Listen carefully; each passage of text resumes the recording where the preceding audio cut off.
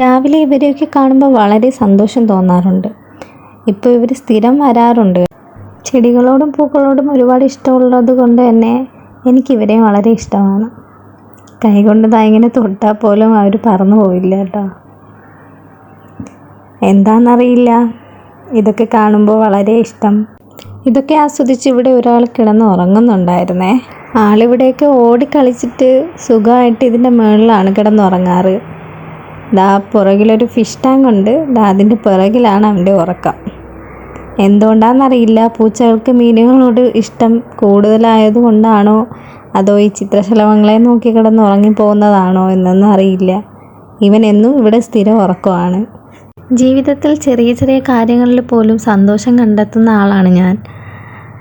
അതുകൊണ്ട് തന്നെ രാവിലെ ഈ ശലഭങ്ങളെയും മീനുകളെയും ഈ പൂച്ചക്കുട്ടിയെയും ഒക്കെ വന്ന് നോക്കാറുണ്ട്. അവരെ കാണുമ്പോൾ അവരെ കണ്ട് ആസ്വദിക്കാറുണ്ട്. ചെടികളെ നോക്കാറുണ്ട്.